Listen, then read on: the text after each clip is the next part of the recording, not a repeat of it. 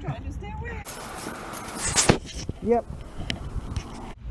So you're having trouble teaching your dog not to pull on leash. Let's talk about it. I'm Ryan Martin with True Life Canine. The first thing I typically recommend to do is just do some 180s with your dog. You just gotta turn. Go the other way. You're walking. He's not pulling. I understand that, but when your dog pulls ahead of you, you just turn and go the other way. Keep your dog on one side. So I have to come on my left side, right? But you do lots of turns, right? Your dog will start to follow you. Now if you've done that 8, 9, 10 times and your dog is still totally disengaged, what you're gonna do is when your dog hits the end of the leash and you turn, give a little bit of a pop, a little bit of a tug. You're starting to get your dog's attention and showing him that, hey, I need you to actually follow me. Something that I always tell people is that when you first start practicing the walk, teaching your dog not to pull, you don't have to go for a big trek around your entire neighborhood. A lot of times I'll encourage my clients to just practice this literally in their driveway and go back and forth over and over and over again. Okay, so you've done those 180s. You feel like your dog is a little more attentive to you.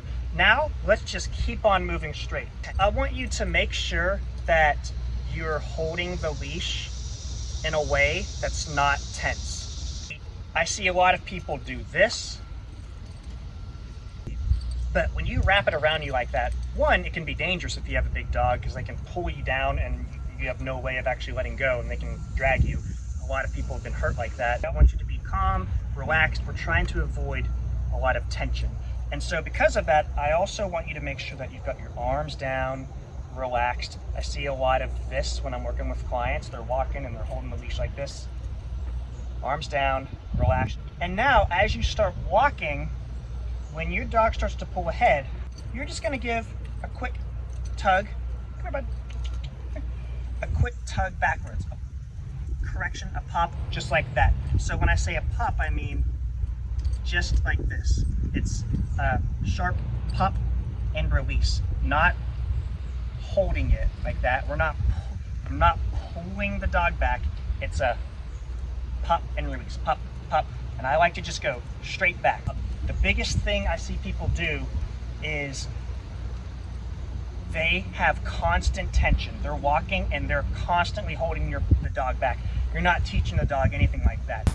We want the dog to make the decision to stay here.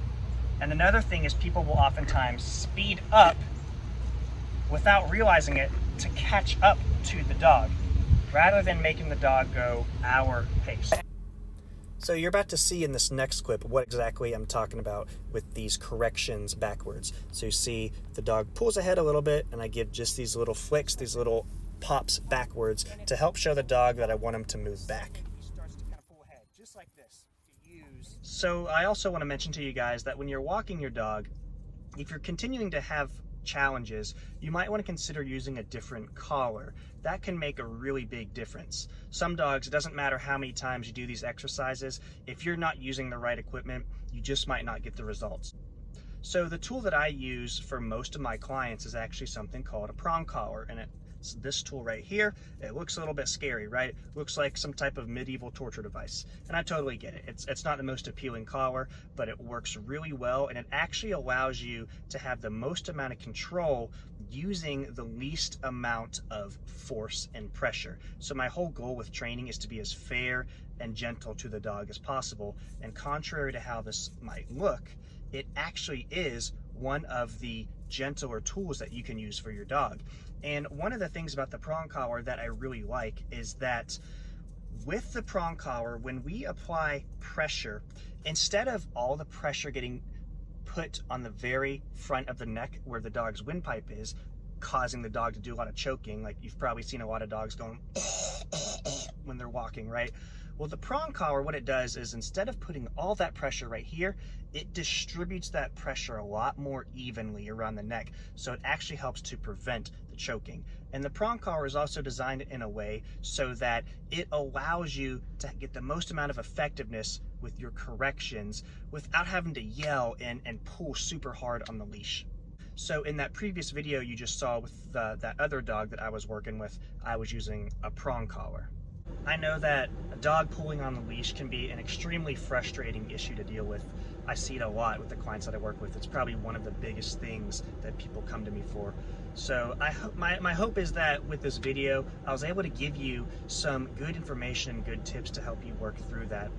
And if you're still struggling with it, or if you're curious about the prong collar and how to start using it with your dog, reach out. I'd love to talk to you, and I'd love to help you to get your dog pulling today.